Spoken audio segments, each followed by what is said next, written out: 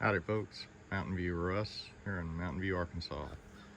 So I decided to tag a disclaimer on the beginning of this video, which I didn't do. I didn't talk about it in the video. We're going back to the future here. I'm making a video just to disclaim what you're fixing to see in the next video has not been approved as a vendor approved solution by Sungoldpower. So if they come back and approve the method I use that you'll see in this next video, then I'll add something to the description, let you know that Sungoldpower did approve it. I think they will, because this seems to be a common practice on YouTube, and that makes it right, doesn't it?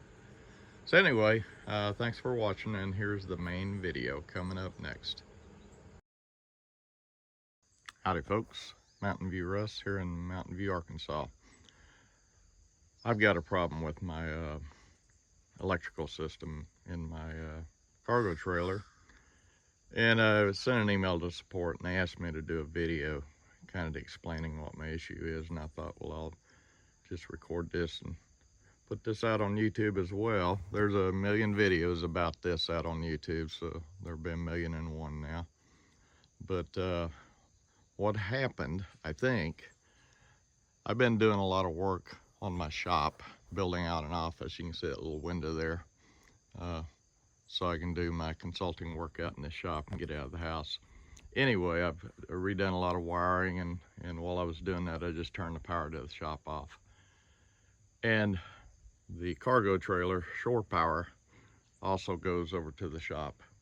And I knew that, and it was off for a couple hours, but you know, I've got solar, and I leave the mini split running all the time, even when I'm not using this, just because it's cheap and it keeps everything cool inside. So anyhow, somehow in the process of shutting down the shop and bringing it back online, I flipped the breaker to the shore power. I don't know how. Maybe when I took the you know, the cover off to get inside the box, it hit the breaker. I don't know. My fault somehow or another. And so this thing sat for a couple of days before I discovered that the shore power wasn't on, and it had shut everything down. It was over 100 degrees inside, because we've been having triple digits here again, and I can't get anything to come on. So I sent Sungoldpower a email explaining what I thought the problem was, and they asked me to do a video so they could actually see, and I thought I would use this on YouTube as well. So the bottom line is the shore power is on right now.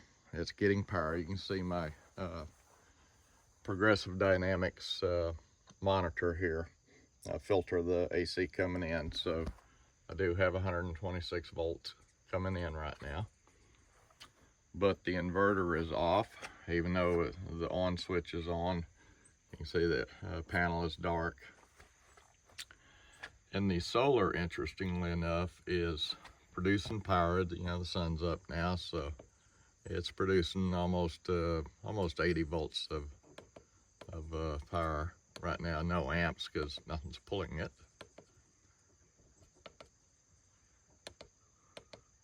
It's an E15 error. I haven't found out. I think that means something about the battery. Anyway, it doesn't think there's a battery, because my batteries are appearing to be dead. I don't know if we can see this, but you can see it's showing it's got 11.2 volts, and I can take a screenshot of the app that monitors the BMS on these, and they're showing about 11.2, but they're also showing that the batteries are in protected mode.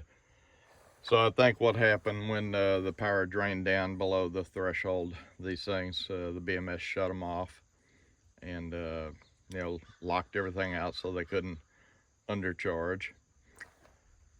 And temperature may have had something to do with it too. I read the manual, and they will shut down when the temperature gets too high or too cold. So I'm thinking that's what's going on. If I put a voltmeter on the batteries, it shows 0 voltage.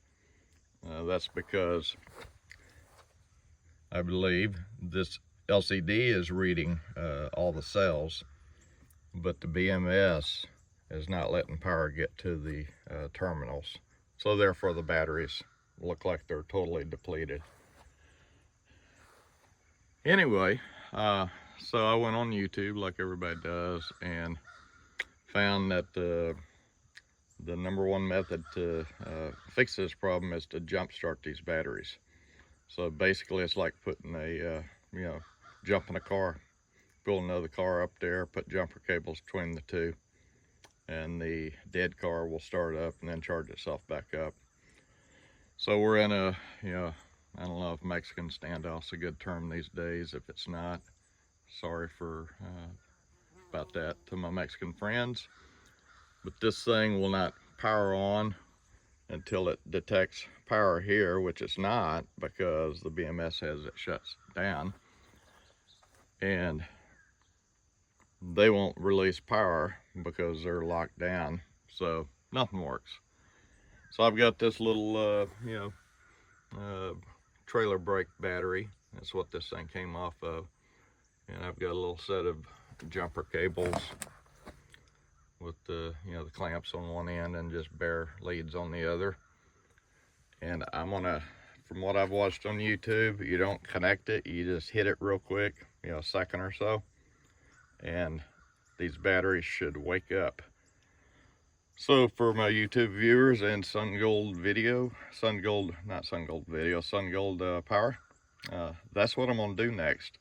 I'm gonna stop the video and get in position and then try to video what's happening. Be right back.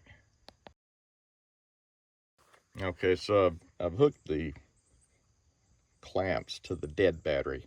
That's the best approach, which makes sense. If you hooked it to the live battery and then those leads were to touch, then all of a sudden you're shorting the battery out. These think it's dead anyway, so there's no power. And I did test the leads with my voltmeter, and there's no power. So let me see if I can do this with one hand. I should have put me some little clips on the end of this. So I've just hooked the negative. I tested this lead and marked the end of this one with red. So I'm just going to touch it. And I just heard a click. My inverter turned on. So wow, wow, wow, folks. Look at that. You may hear the inverter in the background coming on.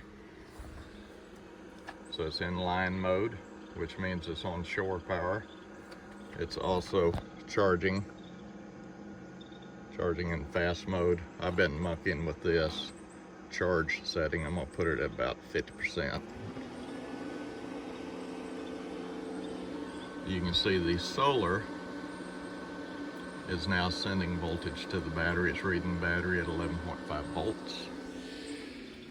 Oh, that was almost a mess. You see what I did there? I left the clamps on that where I've got voltage, and that positive lead was just dangling all over the place.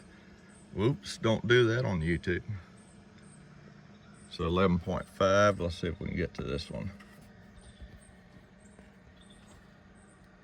11.5 volts.